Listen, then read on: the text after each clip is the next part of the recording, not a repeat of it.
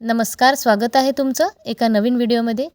तर आज आपण परित्यक्त्या आणि ज्यांचे वडील किंवा पती बेपत्ता आहेत अशा महिलांसाठी KYCचे पोर्टल सुरू करण्यासाठी त्यांना काही ना काही ऑप्शन देण्यासाठी सविस्तर माहिती इथे बघणार आहोत।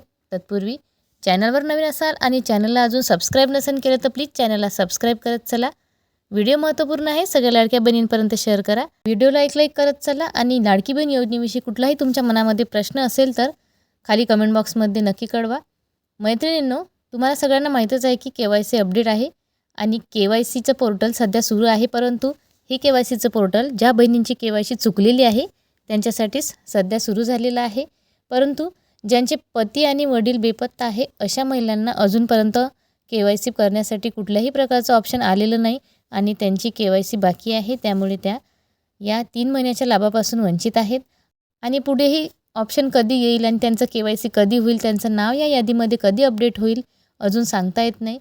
ज्यांना पती आणि वडील नाही अशा महिलांना OTPसाठी दुसरा आधार कार्ड नंबर कोणाचा वापरायचा आणि OTP कोणाच्या मोबाईलवर येईल असे काही प्रश्न होते, त्यामुळे त्यांची KYC झालेली नाही आणि त्यांची KYC अजूनही बाकी आहे। खरं तर या महिला लाडकी बहीण योजनेसाठी पात्र आहेत आणि त्यांनाच खरी गरज आहे, कारण या महिलांना या पैशाचा खूप आधार असतो।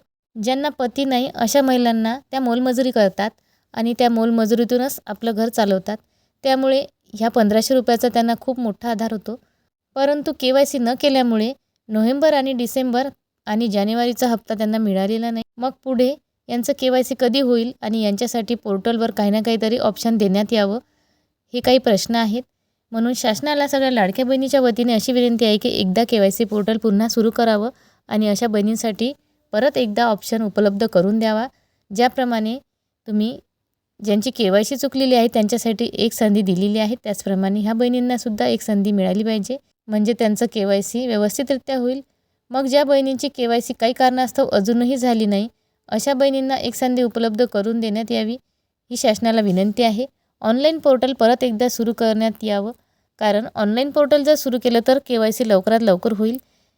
बऱ्याच लाडक्या बहिणींचा खूप गोंधळ उडालेला आहे, त्या ऑनलाईन पोर्टलवर सुद्धा आता KYC करून बघत आहेत, परंतु ते शक्य नाही, कारण KYC दुरुस्तीची पद्धत सुरू आहे। काही बहिणी अंगणवाडी ताईंकडे डॉक्युमेंट घेऊन जात आहे, परंतु अंगणवाडी ताईसुद्धा हे डॉक्युमेंट घेत नाही, त्या नकार देत आहे KYC करण्यासाठी। काही महिला व बाल विकास कार्यालयात जातात, परंतु तिथेसुद्धा गेट बंद असते, तिथले अधिकारीसुद्धा व्यवस्थित त्यांना माहिती देत नाहीत, त्यामुळे या बहिणींचा खूप गोंधळ उडालेला आहे की आता KYC कुठे करायची, तक्रार कुठे करायची। त्यासाठी त्यांना एकदा KYC पोर्टल उपलब्ध करून देण्यात यावं। एकदा जर KYC पोर्टल उपलब्ध झालं तर त्यांची ऑनलाईन KYC होईल।